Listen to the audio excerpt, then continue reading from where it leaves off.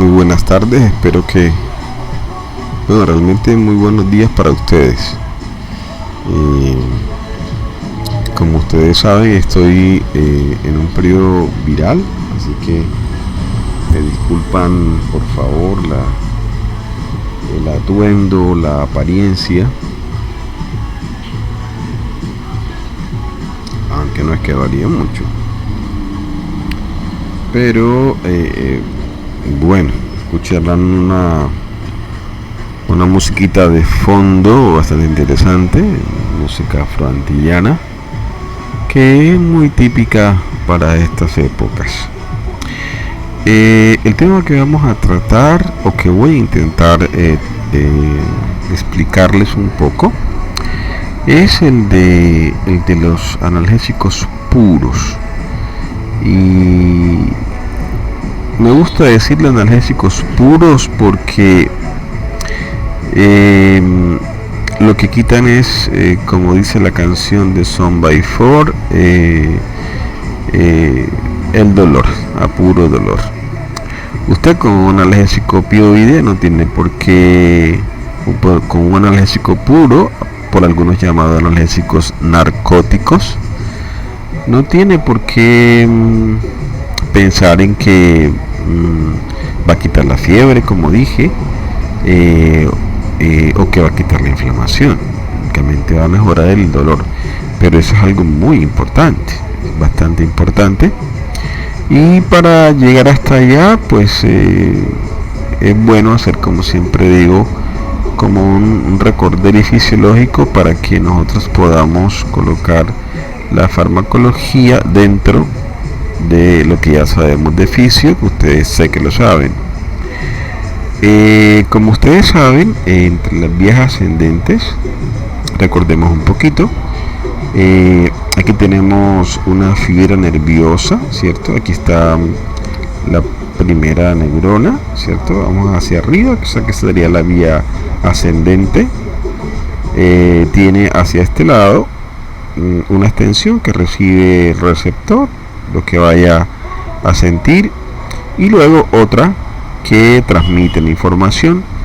Esto obviamente en un sentido ascendente, y va a hacer contacto justamente en el asta dorsal, ¿sí? Ya saben que esta es la materia gris y esta aquí está la materia blanca, y lo que va a pasar después de esto es que se va a ver un cruce y esta información va a pasar al otro lado, inclusive va a llegar a la parte de la materia blanca, ¿cierto? En la médula espinal, recordarán ustedes el cordón espinotalámico, ¿cierto? El anterior, porque esto acá es posterior, y aquí comenzamos con la neurona de segundo orden, o sea la segunda conexión, ¿cierto? Y vamos a llegar al tálamo. Vamos a llegar al tálamo y vamos a transmitir ese dolor, ¿cierto? Y ese dolor por una neurona de tercer orden, o sea la tercera conexión, va a llegar a la corteza. Ella, la corteza, va a analizar pues muy rápidamente, tampoco es que ahora va a demorarse 3 días en reaccionar, y va a hacer lo correcto. Va a saber en qué parte posiblemente es el dolor, la reacción que hay que tener, etcétera. Esto en relación a la vía ascendente. Pero también recordemos, por eso les tengo este lado, porque hay vías ascendentes, ¿cierto? Y también hay vías descendentes que modulan el dolor. Esta es la que acabo de explicarles, que va hacia arriba, ¿cierto? ¿Cierto? Esta es la corteza. Pero también recordemos, bueno, en la ascendente también tiene que obviamente incluirse el sistema límbico, o sea, el sistema animal que tenemos por dentro, que si nos da un dolor muy intenso, podemos arrancarle el que sea la cabeza. Obviando esa parte, miren que esta que viene bajando por aquí modula descendentemente el dolor, ¿sí ven? Viene bajando por aquí. entre la formación reticular media, o sea el RAS en la parte media, ya pasó por la formación reticular lateral, ¿cierto? Y va a llegar justamente a modular esto. Si nos duele algo, va a echar algo allí, va a hacer algo para que no duela. O sea, nuestro organismo tiene un sistema de que está bien, por una fibra aferente primaria hizo el recorrido para avisarnos en la corteza que tenemos el dolor, pero en su defensa también ella puede, por una vía descendente, hacer una analgesia propia. ¿Para qué? Para inhibir este dolor que está aquí.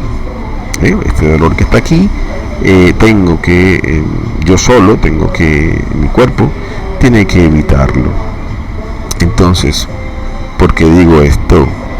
Digo esto porque cuando hay analgésicos, pueden utilizar tanto la vía ascendente, o sea, esta.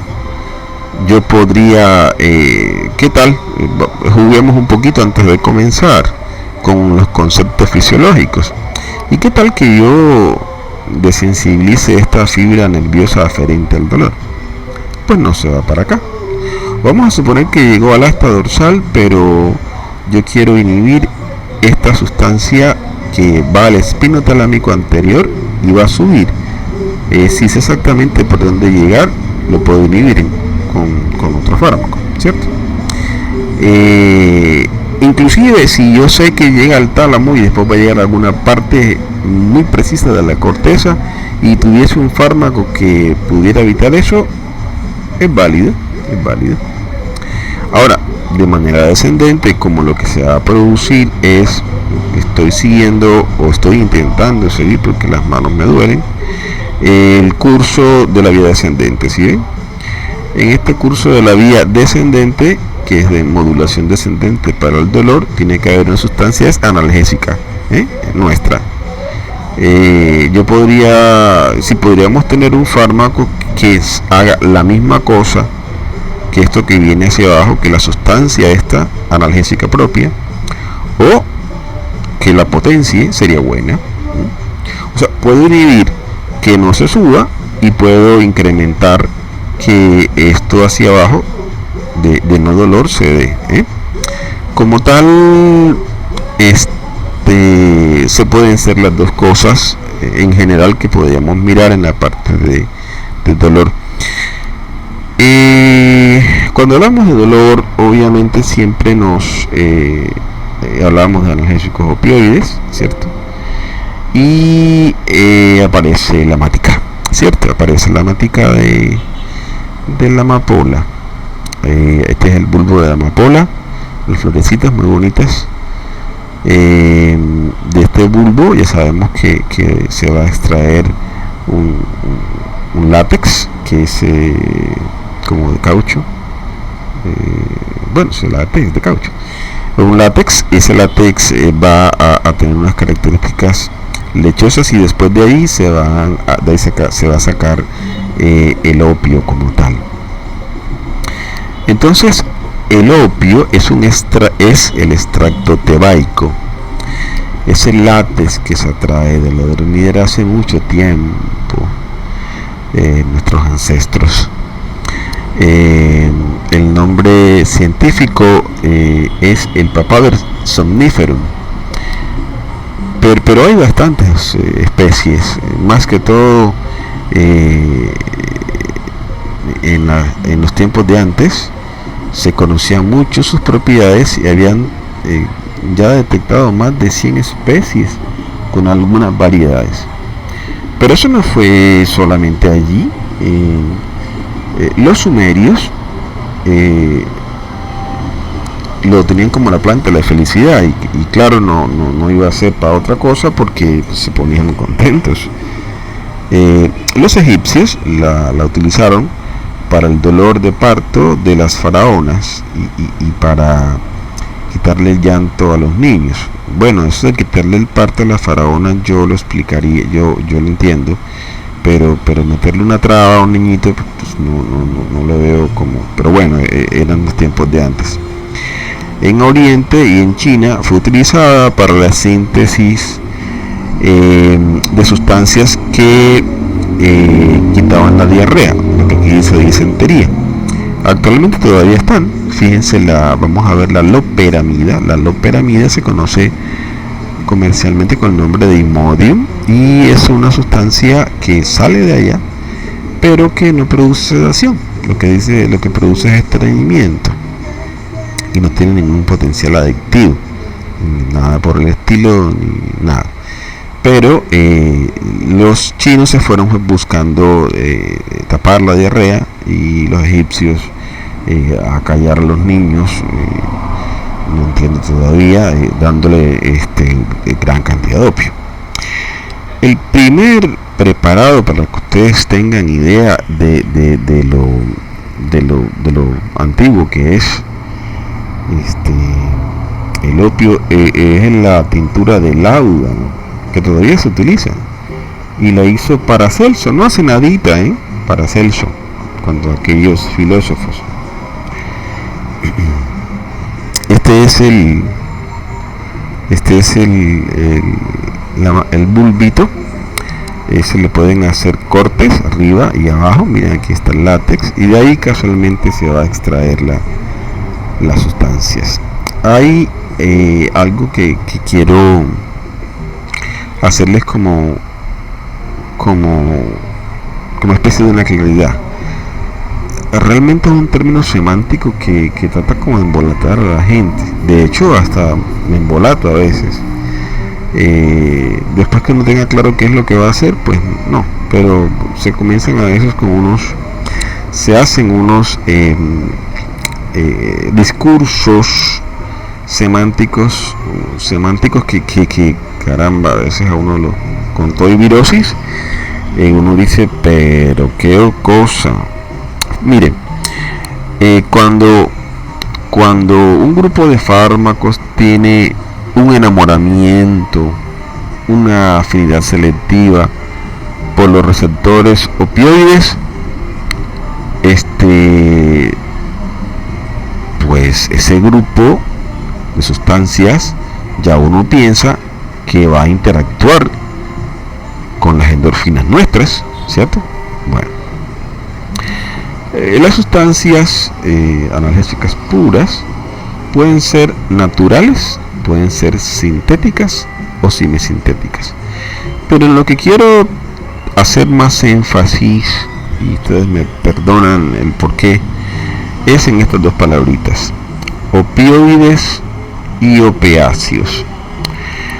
En verde les he colocado un verde bastante chillón, porque la verdad es que con esto de la virosis me da lo mismo que sea un chillón o que no, porque los veo igual. Para estos, la mayoría de los autores, las sustancias derivadas del opio o que no sean del opio son llamadas opioides. Sustancia derivada o no del opio. Pero para que sea opioide, ¿sí?, no tiene que provenir del opio, pero actúa sobre los receptores opioides. Si actúa sobre receptores opioides, entonces es opioide. Su actividad analgésica es producto de la unión con el receptor opioide. Pueden producir farmacodependencia, aunque no vengan del opio, y ocasionan efectos psicológicos, es obvio. Very happy o lo que ustedes quieran. En cambio, el término opiáceos hace referencia a, déjenme recobro mi puntero, opiáceos hace referencia a toda sustancia que derive del opio. O sea, esa tiene que derivar del opio.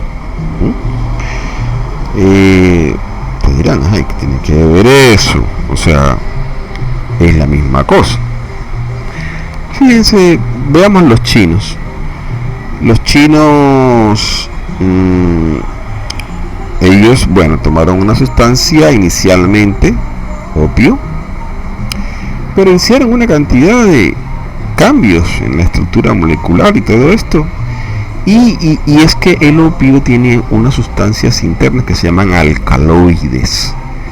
Y son muchísimos.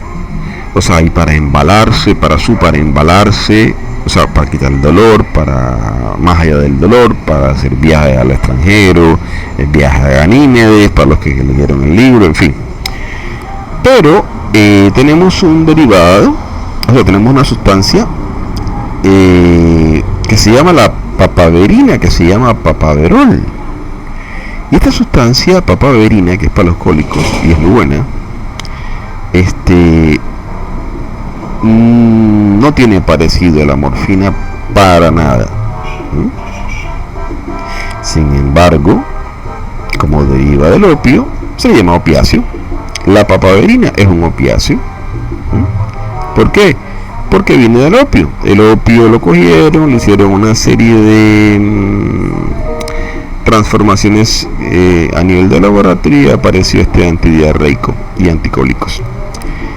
Como deriva del opio, se llama opiáceo. Pregunta: la papaverina, que es para la diarrea, para dejar quieto el sistema estomacal, el sistema digestivo, ella va a tener efectos psicológicos. No va a tener. ¿Va a producir farmacodependencia? No.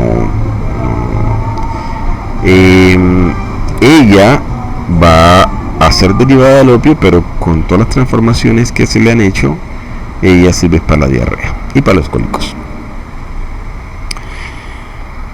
Y para ser más precisos, nosotros tenemos unos opiáceos propios, como les dije, endógenos.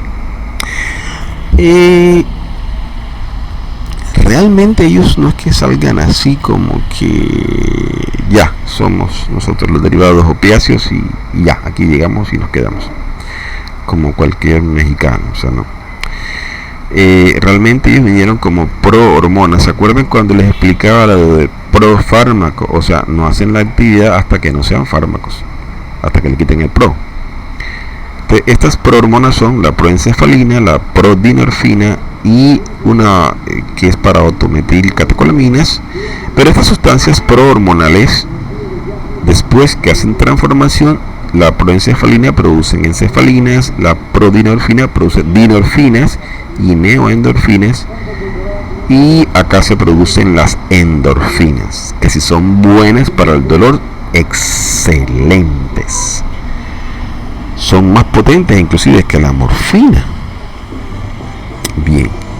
Ahora, los opiáceos sintéticos, nosotros, son derivados de síntesis de laboratorio a partir del opio, como lo que dijo ahorita, la loperamida o la papaverina. Bien. Aprovecho esta diapositiva para decirles que estas sustancias las producimos nosotros desde que estamos en el bebé, estamos de fetos, intrauterinamente. O sea, estamos todavía, estamos dentro de la madre, estamos en el útero, somos unos fetos. Ya ahí producimos encefalinas y ya hay receptores para estas sustancias propias. Recuerden, la farmacología no hace más que mirar la sustancia que ya está hecha en el organismo, le acopia la fórmula y le hace algo que sea más potente, más duradero, etcétera. Y ahí quiero hacer una pequeña claridad. Las encefalinas, las dinorfinas y las endorfinas son cientos de veces más potentes. Esa preguntita por ahí creo que salió en el quiz, pero ya la había dicho anteriormente, que la misma morfina. Lo que pasa, como les dije en la clase anterior, es que las endorfinas son más potentes, pero hay una enzima que las inactiva. Porque imagínense, si nosotros tuviéramos todo el día con el diente pelado, eufóricos y contentos porque, pues, por cualquier cosa, me atropelló el Transcaribe, estoy alegre. me quedé sin comida, estoy alegre. O sea, hay cosas que deben ser coherentes. Entonces, lo que más que todo, lo que ha hecho la farmacología es coger la estructura química de ellas y ponerlas un poco más estables para que demoren más en el tiempo. No es para que sean más potentes, porque estas propias son más potentes que las que sintetizamos afuera. Por muy buen narcotraficante que sea el narcotraficador, nunca la va a poder ser mejor. Las nuestras son las mejores, las que produce el cuerpo humano. Lo que pasa es que como en ese sentido de regulación, es importante que alguien controle. Entonces, para nosotros dejar el control, para desaparecer el control, obviamente tenemos que hacer unos cambios en las estructuras químicas para que ellas demoren más tiempo y así el dolor sea quitado de una manera más prolongada, por las copias hechas en laboratorio. Es importante también para nosotros que recordemos los receptores opioides. Ya sé que ustedes lo saben, son unos duros en neurofisio, pero de todos modos no está de más, ¿no? Los opioides interaccionan de forma reversible con lo que se llaman receptores opioides. Y bueno, los receptores opioides son los que median el efecto antinociceptivo, o sea, para que no duela, ¿cierto? Son receptores acoplados a proteína G, ustedes la vieron en biología. Están distribuidos ampliamente en el sistema nervioso central y en el sistema nervioso periférico. Y los receptores como que más importantes para que los recordemos son los mu o mu, que hay dos, mu1 y mu2, los kappa, que llevan así, los delta, que tienen así como una D, los sigma, que es la letra griega esta, y el epsilon, que si no se pela porque parece una E. Cada vez que uno de estos sustancias llegue a alguno de estos receptores va a hacer una acción diferente. Ya les voy a explicar más o menos porque ustedes lo saben. Por ejemplo, si llegase, aquí dice farmacodinamia. ¿Qué es farmacodinamia? Mecanismo de acción, ¿cierto? Mecanismo de acción. Y dice, pues la gráfica, que efectos específicos de los opiáceos sobre los receptores. Entonces aquí tenemos un receptor mu, aquí tenemos un mu1 y aquí tenemos un mu2. ¿Dónde están colocados? Los mu1, por su colocación especial, producen una analgesia supraespinal, espinal y periférica, porque es que ahí es donde están los receptores mu1. Pero si llegan a tocar al mu2, se produce una depresión respiratoria, ¿cierto? Por efecto en mu se puede producir un efecto antitusígeno, ¿sí? Una rigidez torácica, un estreñimiento como efecto secundario y obviamente una dependencia. Y por otro lado, si miramos los receptores mu2, se podría producir una bradicardia, o sea, se disminuye el ritmo cardíaco, se produciría una miosis, la pupila se pone pequeñita y muy contentos, ¿para qué? Extremadamente contentos. Si cogemos y se coloca la sustancia nuestra propia en el kappa, receptores kappa, va a producir una analgesia espinal, mientras que acá con el mu, fíjense que es más, cubre más, porque daría una analgesia supraespinal y una espinal. Acá solamente sería analgesia espinal y acá daría una espinal y periférica, y supraespinal. En el kappa va a producir sedación y como que no muy contenta la cosa, unas sensaciones disfóricas, algo así como míreme pero no me toquen. Si de pronto interactúan con el sigma, perdón, con el delta, van a producir analgesia inducida por el estrés. Cuando nosotros estamos estresados, necesitamos desestresarnos por esta vía, por la delta. Y lo que hace entonces es modular, hacer modulación de los efectos mediadores mediados por receptores mu. Entonces, si el mu, ¿cierto? Por alguna razón me va a producir una euforia, por el lado delta se me va a producir una modulación de eso para que se me produzca a mí más que todo analgesia. Válgase la aclaración, vía descendente. Dijimos que nosotros vía descendente podemos aprovechar la opción que tiene la vía descendente del dolor. Esto les ha ocurrido a muchos que tienen 20, 15 materias para el siguiente día y tienen todos los exámenes allí, les da un dolor de cabeza horrible. Luego hacen yoga, meditan, cualquier acción fisiológica, descansar, etcétera, un masajito y se les va a pasar. El último receptor, cuando se activa, daría taquicardia e hipertensión, a diferencia, fíjense, del receptor mu.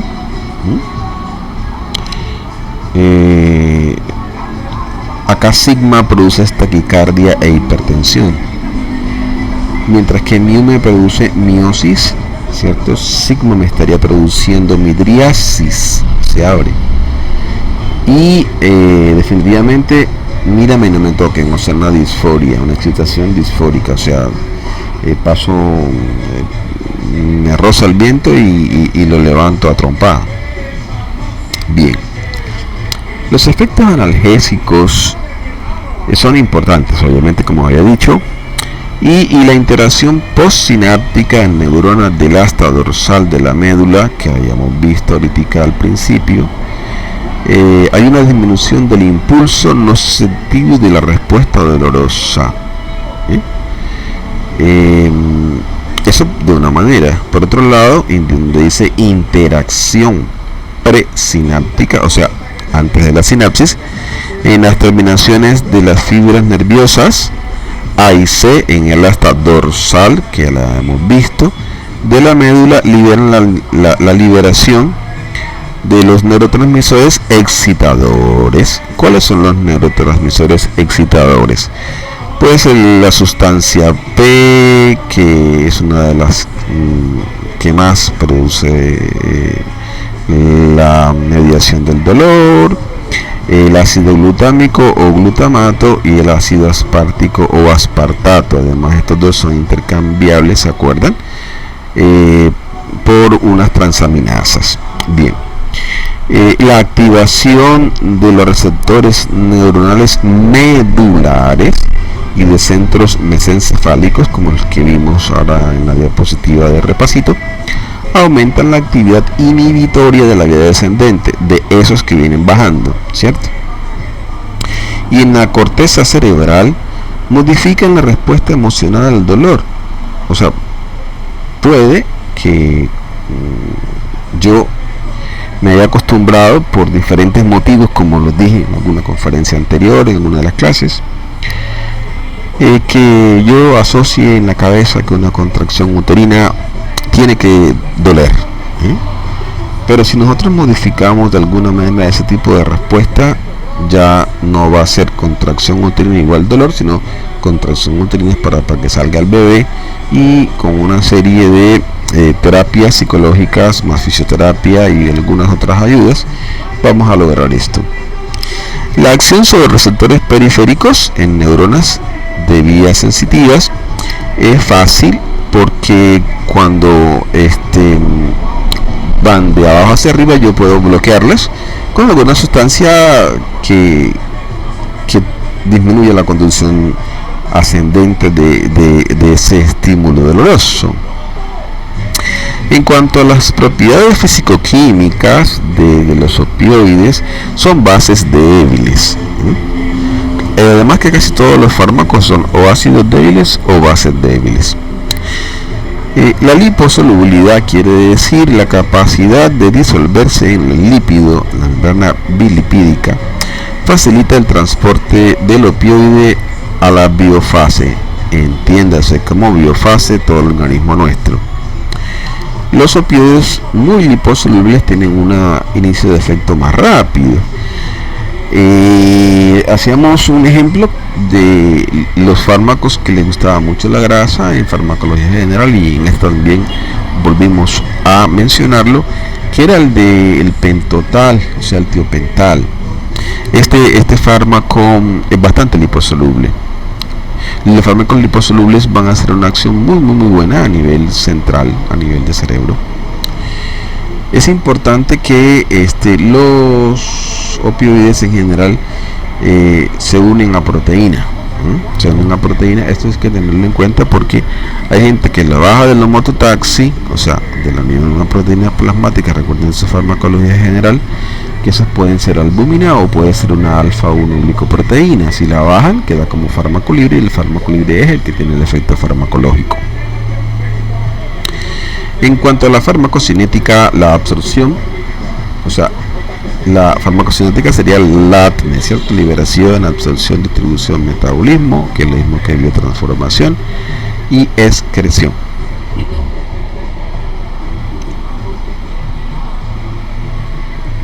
Me excusan un momentico ahí.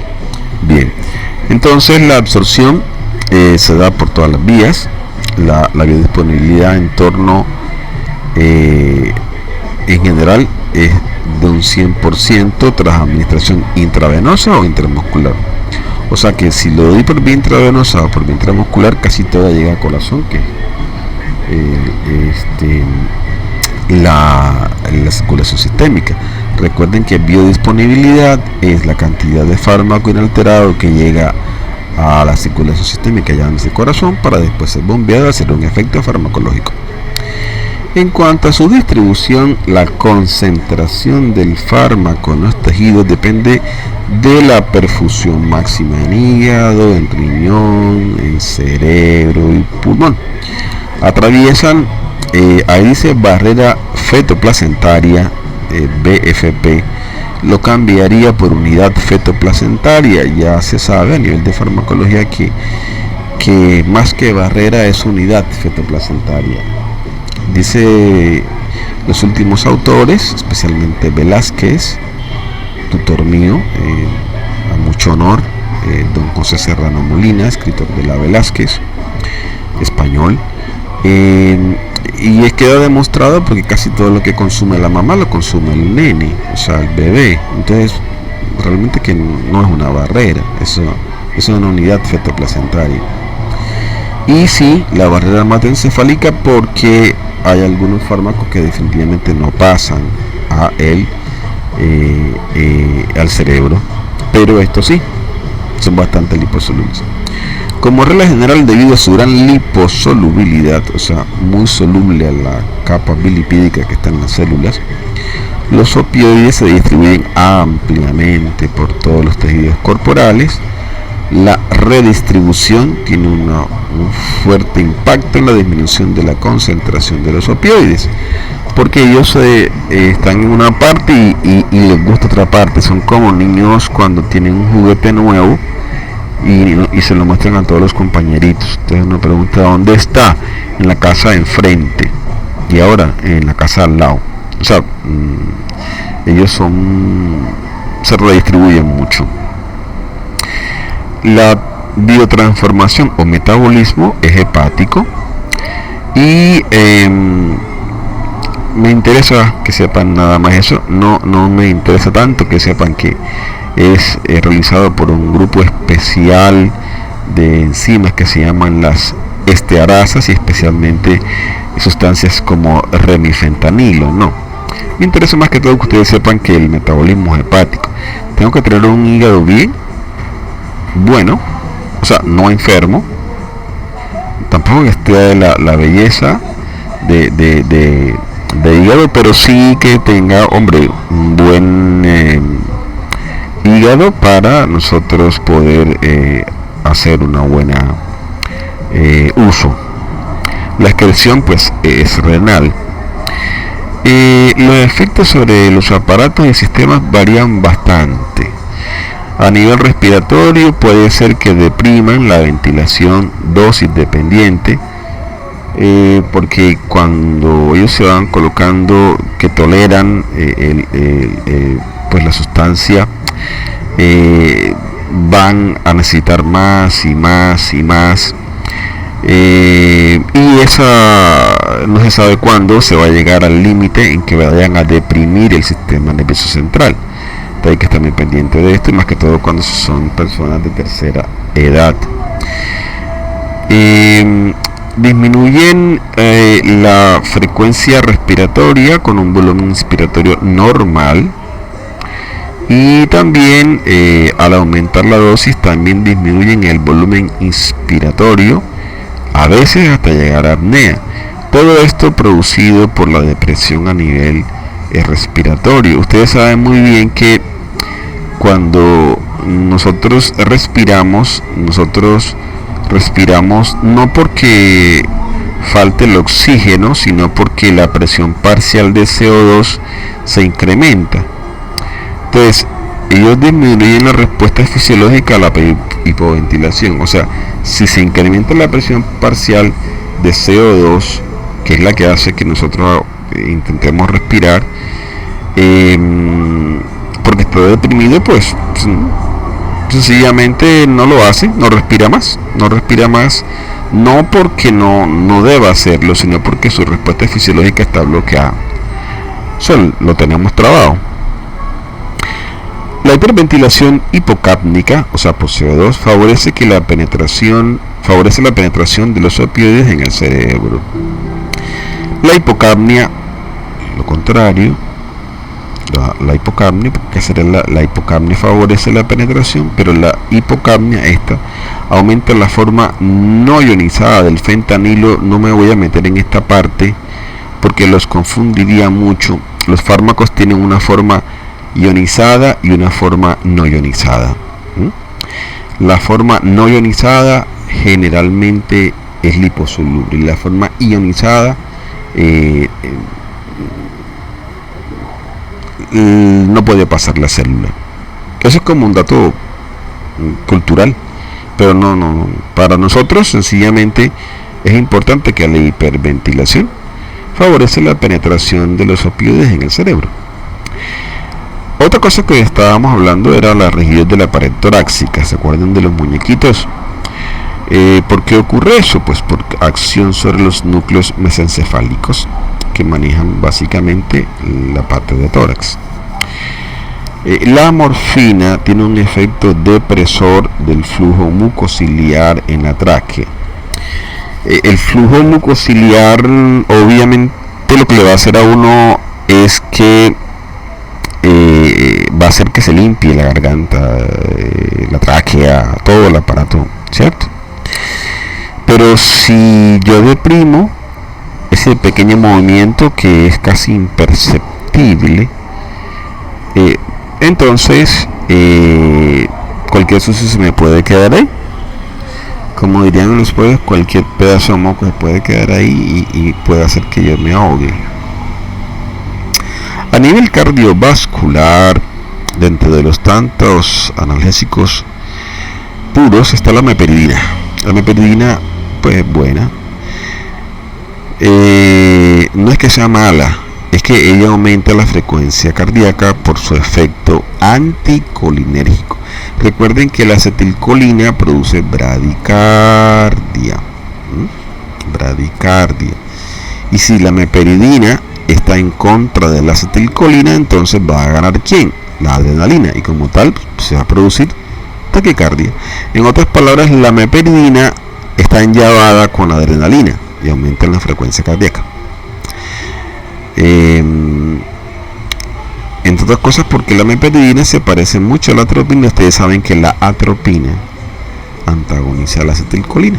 O sea, en otras palabras, meperidina, que es una, y la adrenalina son llaves a la hora del efecto, que es producir aumento de la frecuencia cardíaca. Los demás, en dosis altas, disminuyen la frecuencia cardíaca, secundariamente a la estimulación del núcleo central del vago, del nervio gástrico vago. En cuanto a la contractilidad, ellos no son depresores, excepto la meperidina, que sí. O sea, en los músculos, ¿cierto? Ellos van a contraer, ¿cierto? Van a producir contractilidad, no los van a relajar, pero la meperidina sí. En cuanto a la tensión arterial, todo lo que tiene que ver con esto, ustedes saben que tensión arterial es igual a gasto cardíaco por resistencia vascular periférica, y también saben que el gasto cardíaco tiene que ver en volumen, veces que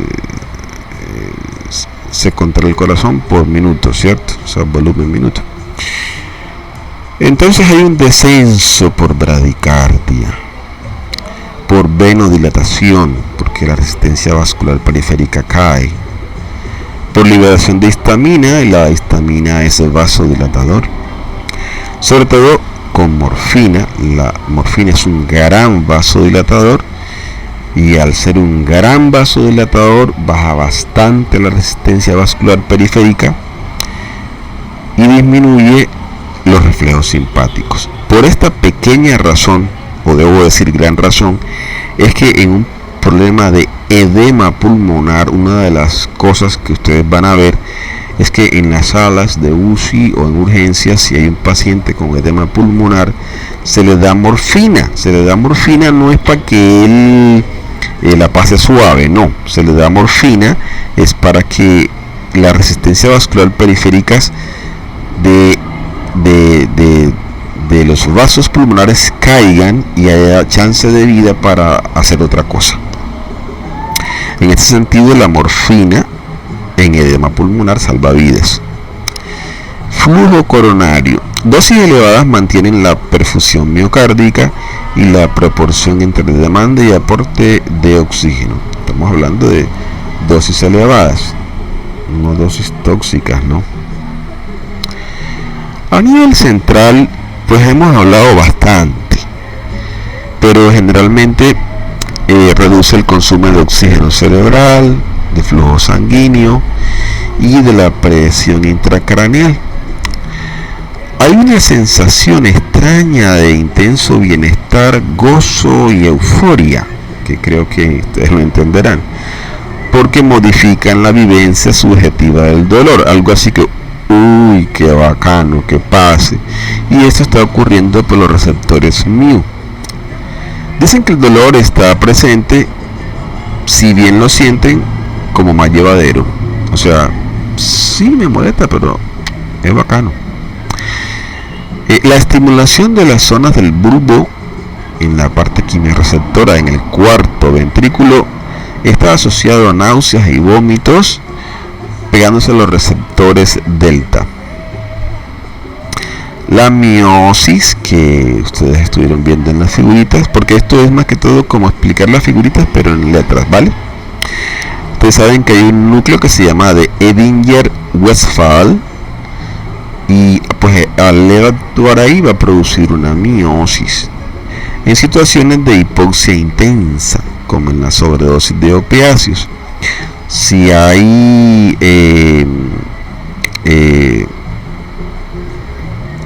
acción normal de el opioide, hay una miosis, pero si está pasado, porque ya se pasó de calidad, hasta puede haber midriasis, y esto ya sí tocó llevarlo por urgencias y hacerle todo lo que le hacemos los farmacólogos y toxicólogos a los pacientes.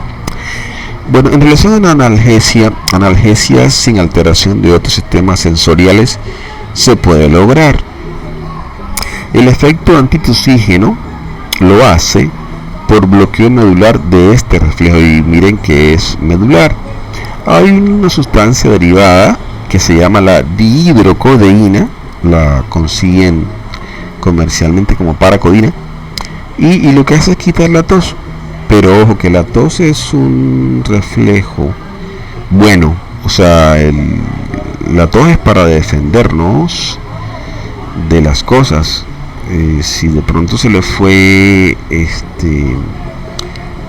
como dicen en los pueblos, la salida por el galillo viejo, asumiendo que el galillo nuevo es el esófago y el viejo la tráquea.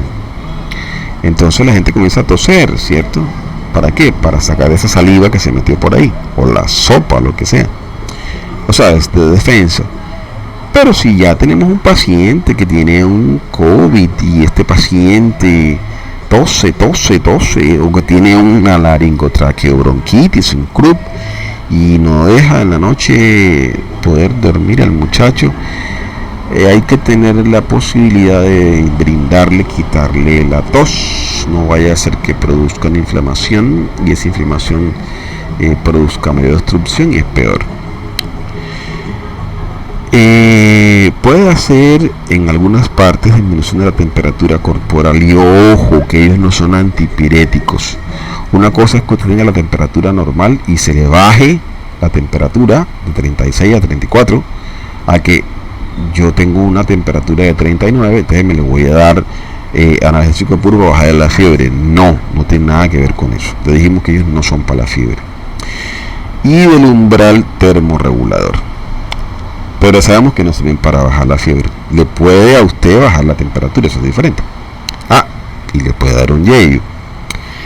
En cuanto a la diaforesis, que es la sudación, también puede darlo. La rigidez muscular, que algunos se los muestran los muñequitos, se piensa que está en el núcleo del rafén, la protuberancia. Posiblemente el mecanismo de acción está ligado con eso. A nivel gastro, bueno, ellos retrasan el vaciamiento gástrico. Recuerdan que les había comentado que el vaciamiento gástrico es que el estómago se vacía, ¿cierto? O sea, se va para el intestino. Y debajo del esófago está el esfínter esofágico inferior, que se llama el cardias. Ellos lo relajan, o sea que dan más tendencia como que se devuelva y de reflujo gástrico. Eso es un efecto que tienen y hay que tenerlo en cuenta, porque una persona que tenga problemas de reflujo gástrico pues no sería candidato para dárselo. O una persona que esté con tendencia a depresión respiratoria, dárselo fácilmente se le puede ir todo ese contenido abdominal por el galillo viejo, que es la tráquea, y está deprimido y se muere por una aspiración de lo que está en el estómago, del contenido alimenticio estomacal, una broncoaspiración. Bien, ellos ponen muy tranquilo el tránsito intestinal por aumento del tono miógeno de las asas, y eso hace que se produzca estreñimiento. Generalmente casi todos los analgésicos puros producen estreñimiento. Se revierte con naloxona, que es un antagonista. En nuestro organismo, yo creo que ustedes se acuerdan que tenemos un hígado y una vesícula, y que esa vesícula tiene un conducto cístico, y ese cístico llega a un conducto colédoco, y ese conducto colédoco va a una ampolla de váter, y esa ampolla de váter está situada en el esfínter de Oddi. La contracción del esfínter de Oddi que revierte con naloxona, salvo el que produce la meperidina. En otras palabras, si nosotros quisiéramos quitar el dolor de una vesícula,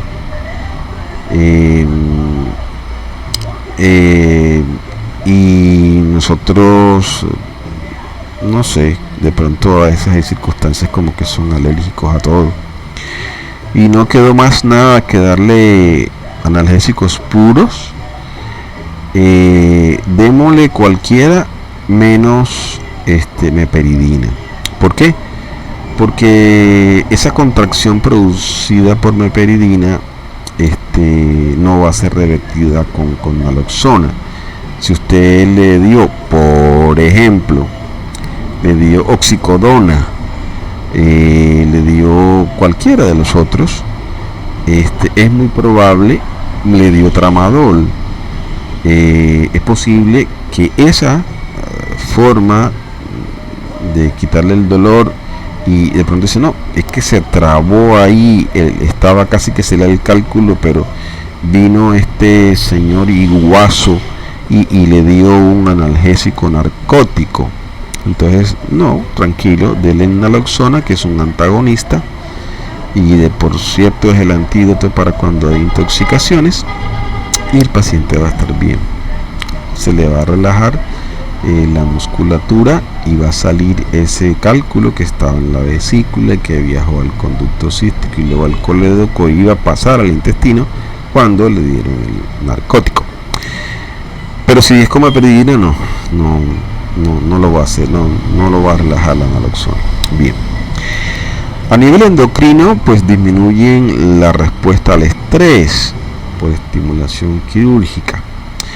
Es un beneficio que se ve mucho en la cardiopatía isquémica, por eso se utiliza mucho cuando van a hacer cirugías a corazón abierto y cuando la persona tiene un infarto.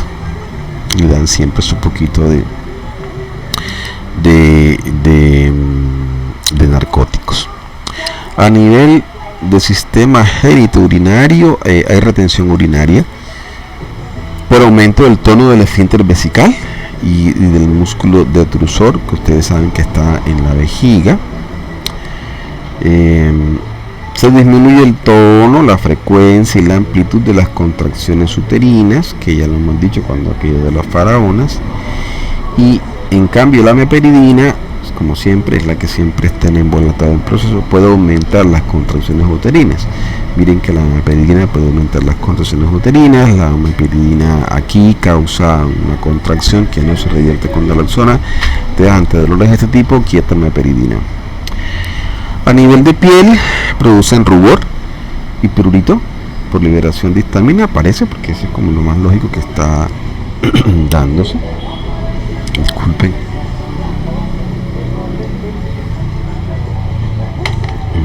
La clase más difícil que he dado en mi vida. Bueno, en relación a la morfina, bueno, ya saben que de dónde viene. Es bastante utilizado en el tratamiento del dolor agudo y crónico. Recuerden que la endorfina propia es las que más tienen potencia.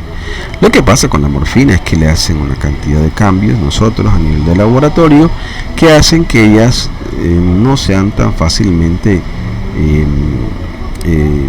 destrozadas, por no decir inhibidas, así como la acetilcolina tiene la acetilcolinesterasa, que hace que se autolimite la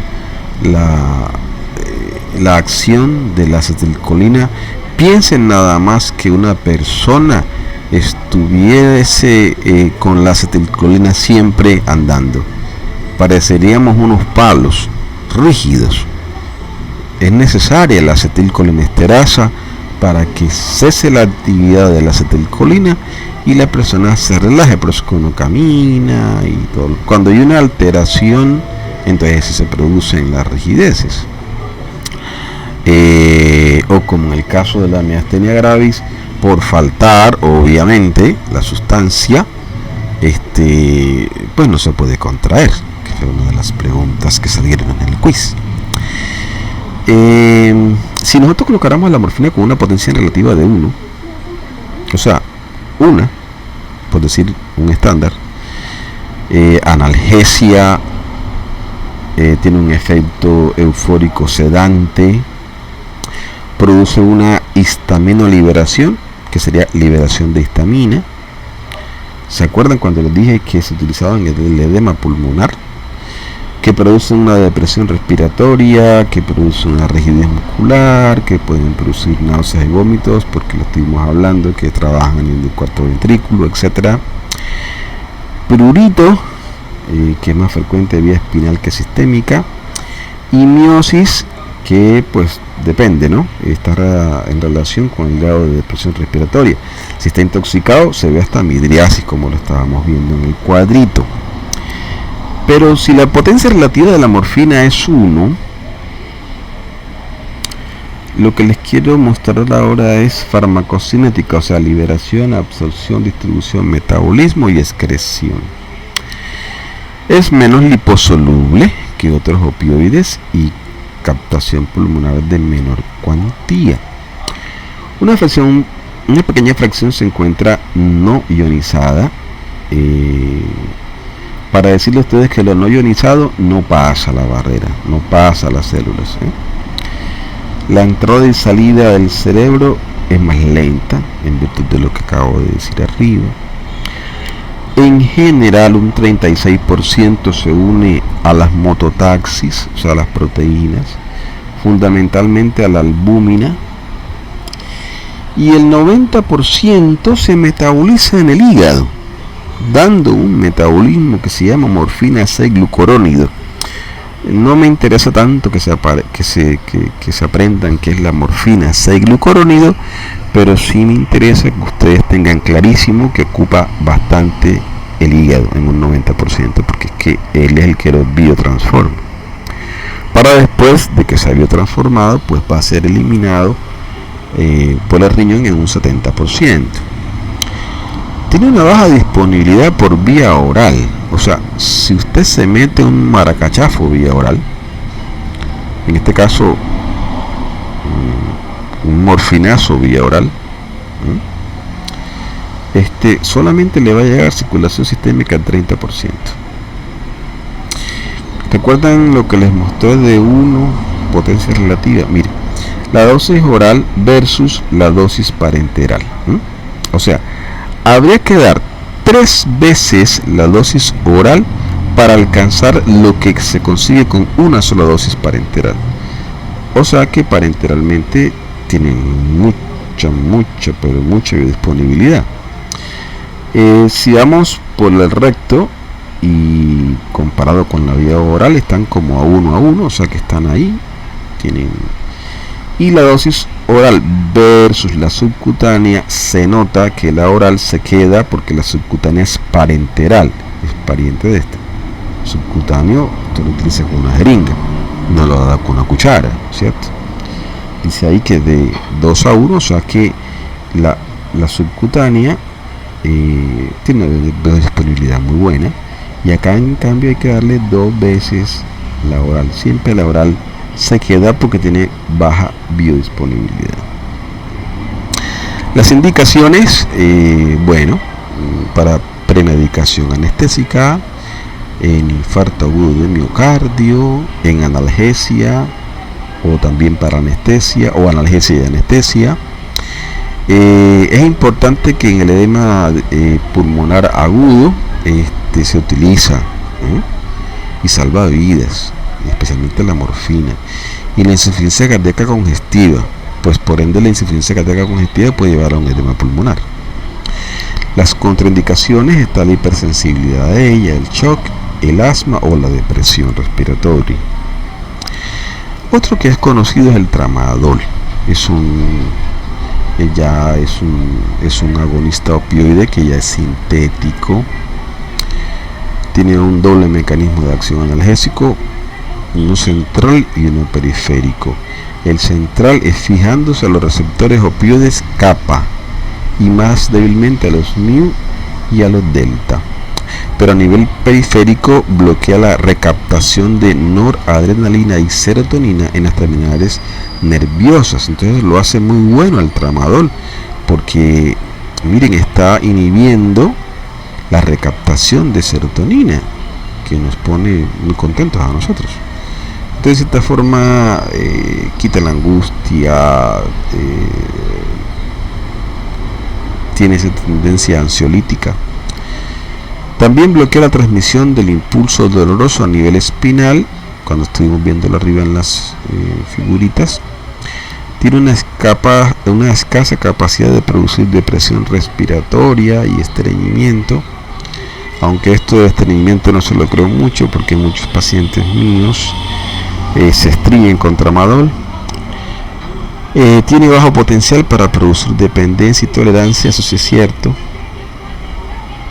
Reduce los temblores post-anestésicos, también es cierto. Y se puede asociar a un anestésico local como la mepivacaína para prolongar la duración del bloqueo del plexo braquial, que ya ustedes conocieron en su anatomía. Los efectos secundarios, náuseas, vómitos, en relación con la dosis y con la velocidad de administración.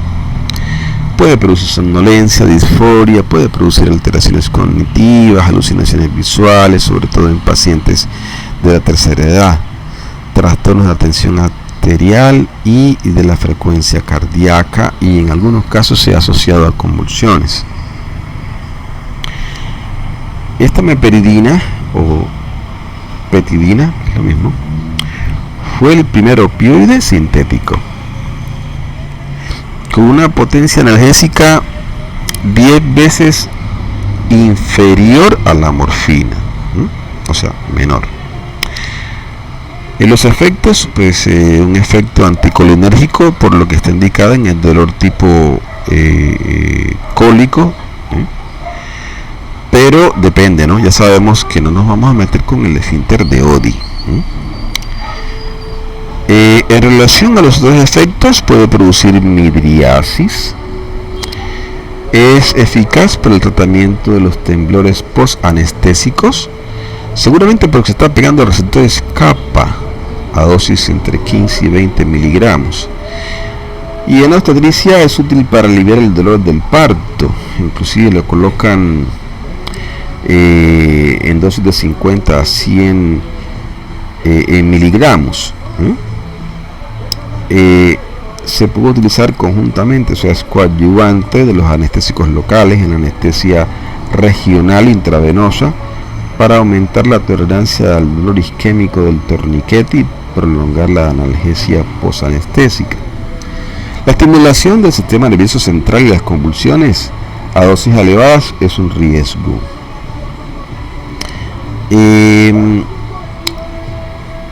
Cuando el corazón no se contrae de manera fuerte, le falta potencia. Cuando el corazón se contrae en un bombeo con gran fuerza, tiene bastante potencia. Es decir, cuando el corazón, la fuerza con que él va a contraerse es bastante potente, se dice que su inotropismo es positivo. Sustancias que hagan que el corazón, toda esa masa muscular, cardíaca, se contraiga, van a ser inotrópicos positivos. Pero en el caso que estamos viendo, se disminuye el inotropismo, o sea, el corazón no va a tener esa fuerza para contraerse. Puede que se contraiga más veces, ojo, taquicardia. Es como para ponerle un ejemplo, estas personas que practican el deporte del boxeo.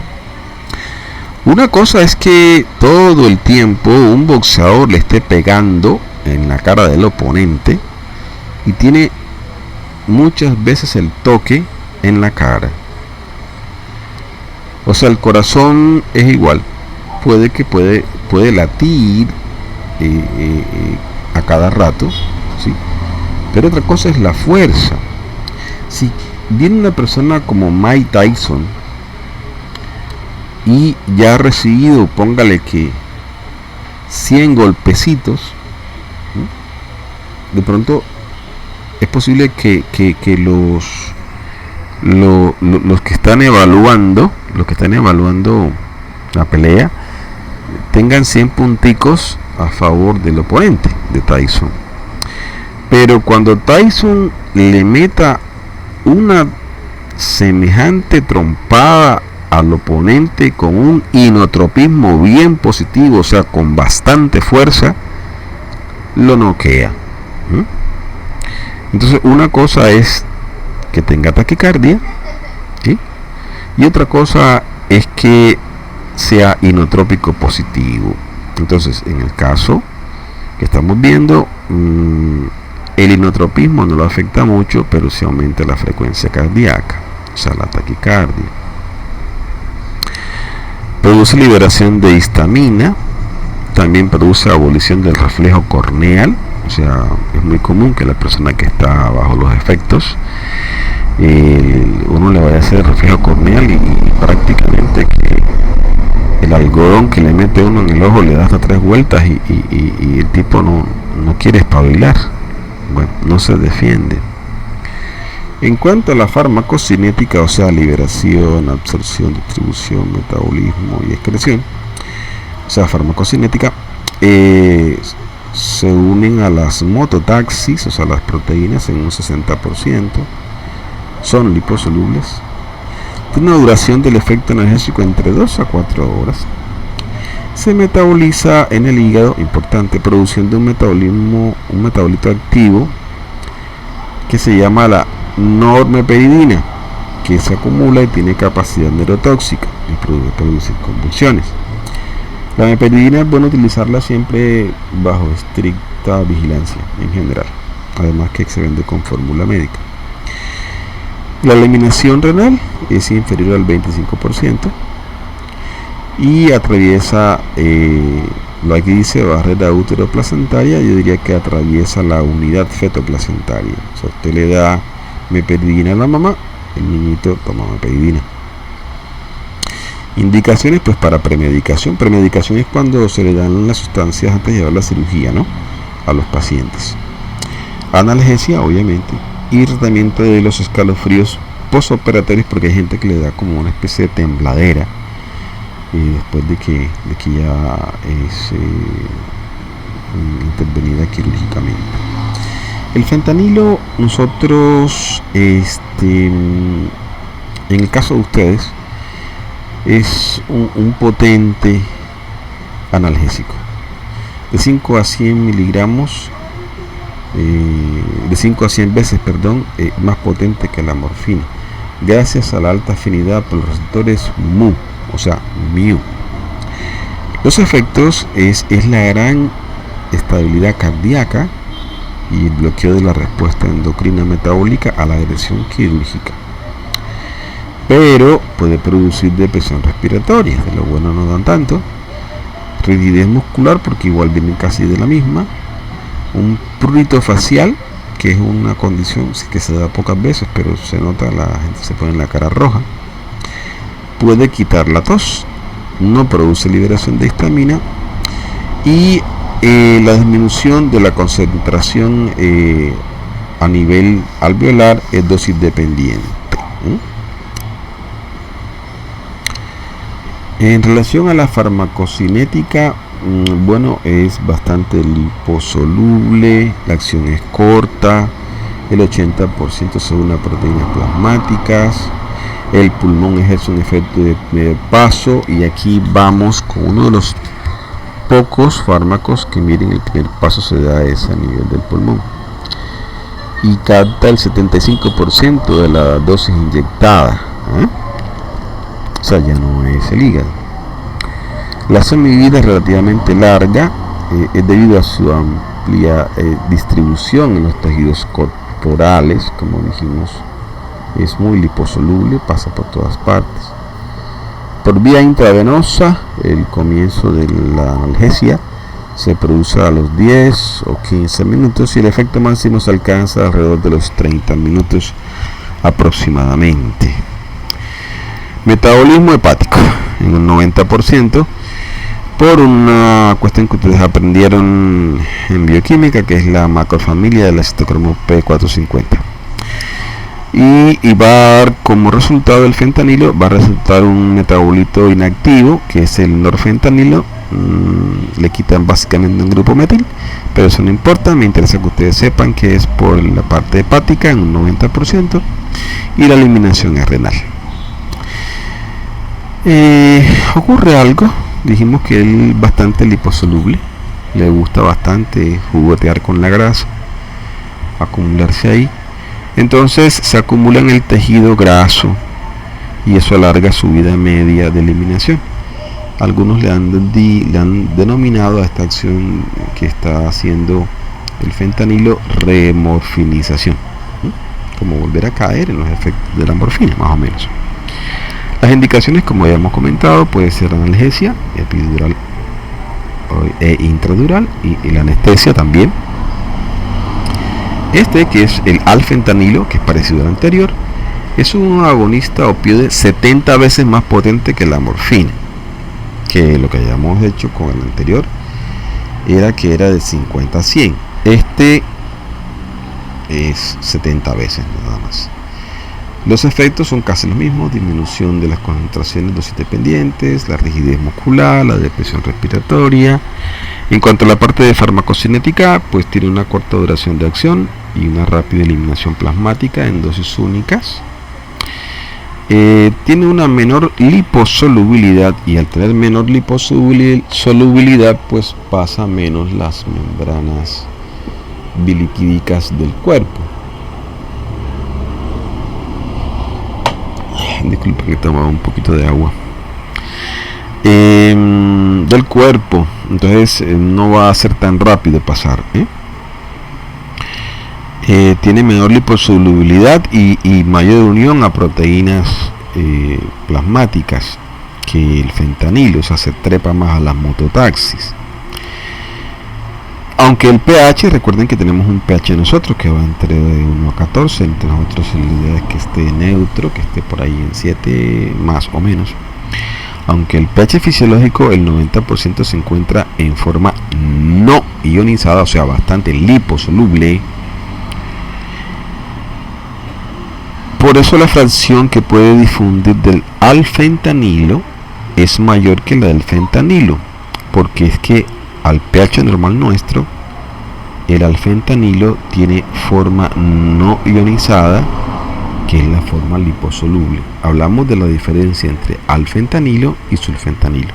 En el alfentanilo, si lo comparamos con este alfentanilo, con el anterior, con el fentanilo, vemos que el alfentanilo a pH normal nuestro está en forma no ionizada, y la forma no ionizada es la forma liposoluble, y la forma liposoluble es la que pasa por la membrana bilipídica, y la que más se distribuye, la que más se pega en la grasa, y la que más llega al cerebro. A pH normal fisiológico, ¿qué pasa? Ya no va a estar el 90% del fentanilo, o sea, el compañero de este, en forma no ionizada. Recuerden que él estaba en forma ionizada, y la forma ionizada no es liposoluble, no va a pasar la membrana bilipídica, no va a hacerse una distribución en la grasa por todos lados.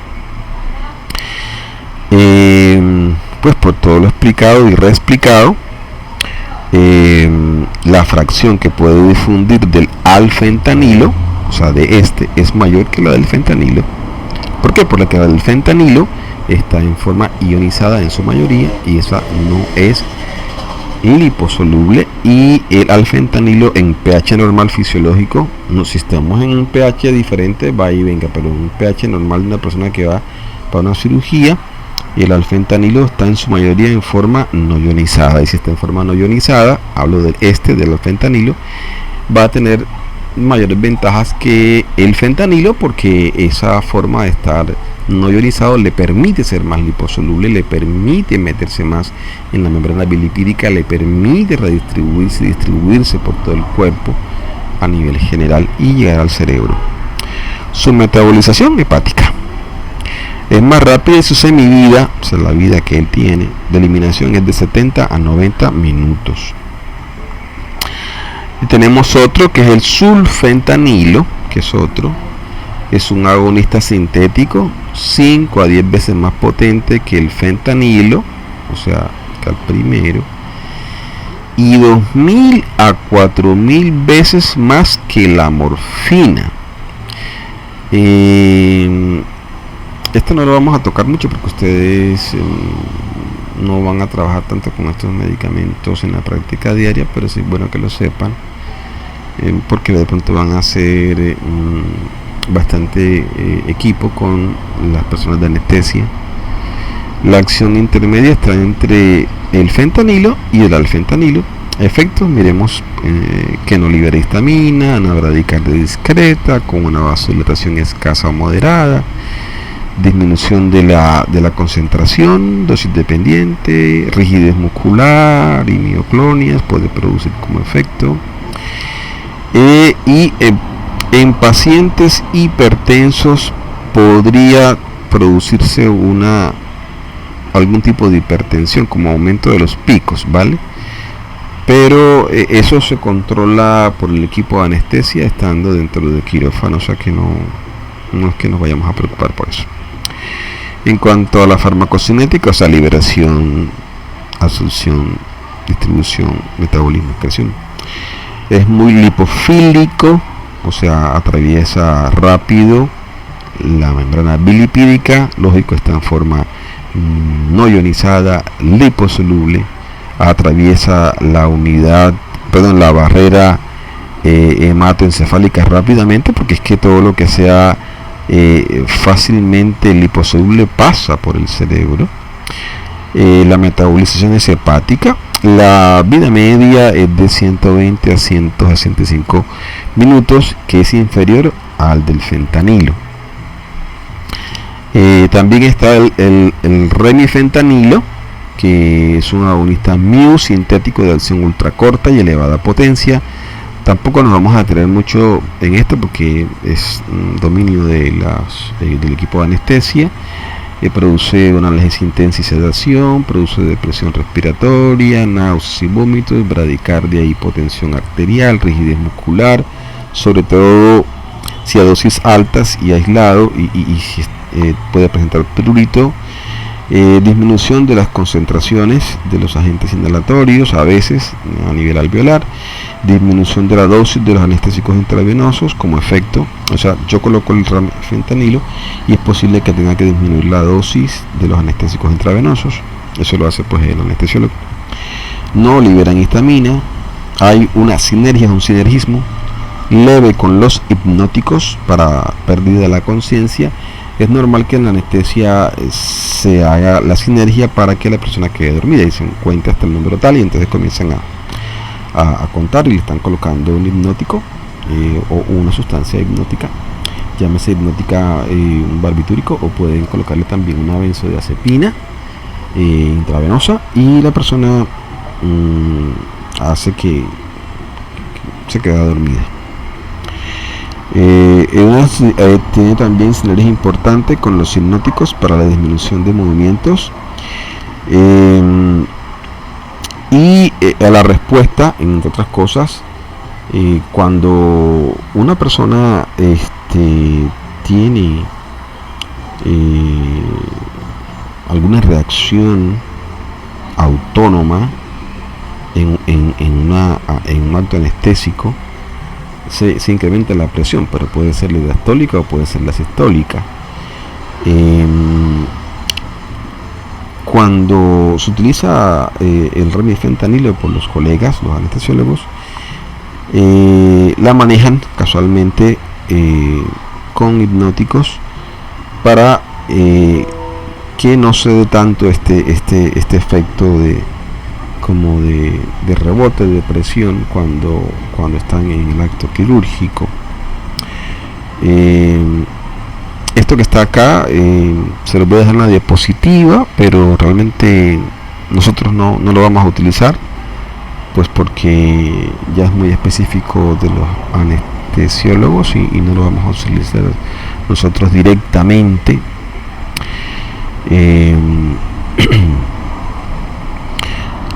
Igual que este tampoco. En esta era más o menos lo que les estaba comentando, que utilizan los colegas anestesiólogos para mostrar, ¿no? Para mostrar que nosotros tenemos un pH y un pK. El fármaco también tiene un pK, en la constante de disociación. Aquí está la fracción ionizada, ¿cierto? Que es la fracción que no es liposoluble, y está aquí la forma no ionizada, que es la liposoluble, Y aquí están las comparaciones entre ellos para que ustedes vean que la forma liposoluble es la que favorece que se distribuyen. Se distribuye más fácilmente el sulfentanilo, mucho más, ¿cierto? El fentanilo también, pero le va ganando de pronto es el que menos.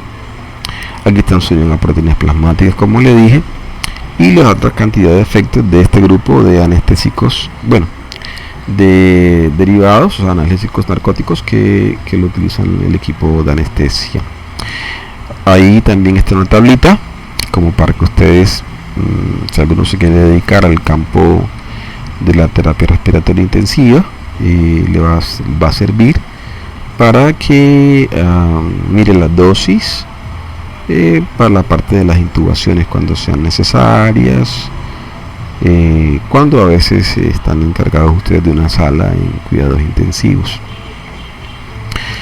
Esto ya lo habíamos hablado, pero aquí más que todo los dibujitos más que todo han dirigido a la importancia clínica de los opiáceos en la anestesia, en la anestesia, porque estarían haciendo sinergismo. Volviendo a nuestro anterior esquema, porque nos metimos como muy profundo con el lado de los anestesiólogos, hay antagonistas opioides, o sea, antagonistas de las que se pegan al receptor opioide. Lo que hace es que se unen al receptor de los opioides, pero la unión no conlleva a nada, ¿cierto? Eso lo vimos en farmacología general, el típico sapo se mete ahí y no hace nada. Pero eso es bueno porque en este grupo está la naloxona, y la naloxona, lo que queremos es que la naloxona se meta en los espacios donde podrían meterse los analgésicos narcóticos y quitarles esa intoxicación. Las propiedades farmacológicas es el aumento de la frecuencia respiratoria, la reversión de la sedación, el aumento de la tensión arterial si estuviera disminuida, y la desaparición de las miosis si es que estuviera pasado. Uno de estos pues es la naloxona, como les había dicho. También otro que se llama nalbufina, pero bueno, la naloxona es el propio, ¿no? Es un antagonista opioide puro, muy soluble, atraviesa la unidad fetoplacentaria, y es bueno que lo haga, pero hay que tener cuidado, ¿no? Porque si le damos mucho, vean, una madre que es morfinómana, o sea, una madre que es adicta a la morfina, cuando va a tener el parto, el bebé también ha estado dándole la morfina. Y si de pronto nosotros le damos la suficiente cantidad de naloxona para sacarla a ella antes de que tenga el parto, esta naloxona va a pasar por la unidad fetoplacentaria, llega al niño, y el nene va a hacer un síndrome de abstinencia. ¿Por qué? Porque él está acostumbrado a esa sustancia y se la estamos quitando. Bien, la naloxona permite, disculpen que me agite, pero ni modo, un poco de agua.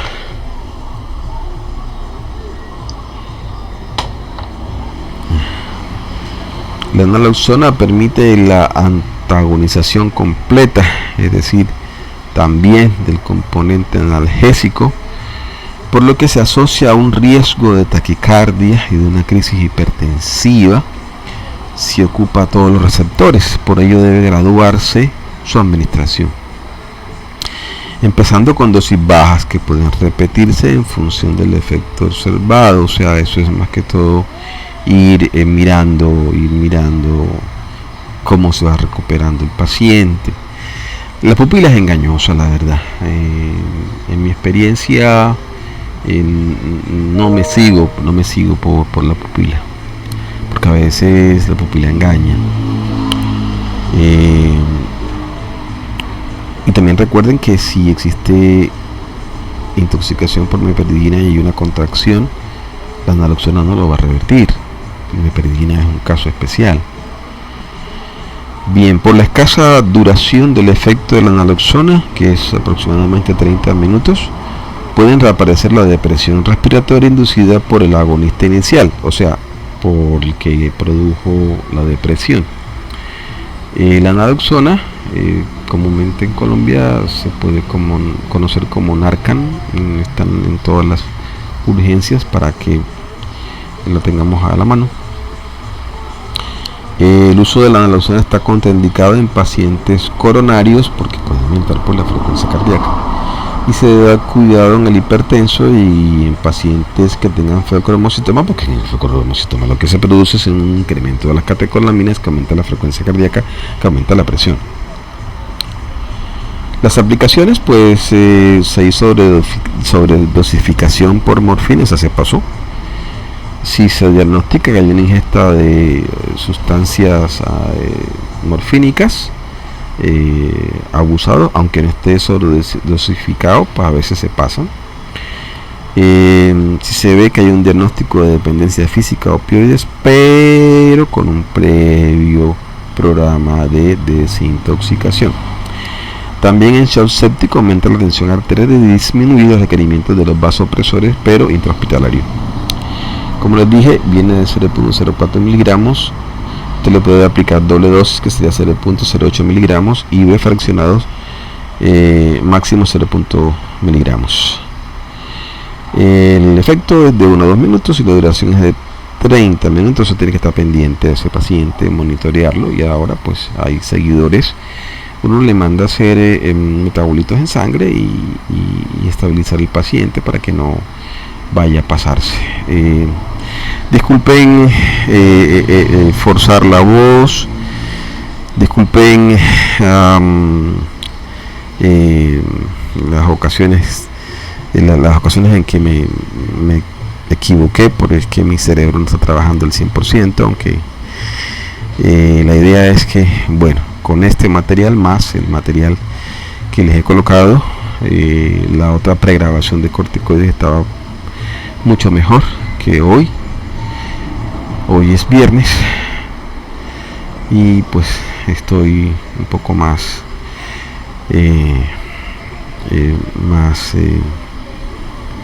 deteriorado, más deshidratado, pero con toda la información que he dado creo que es suficiente para tener buen material para estudiar.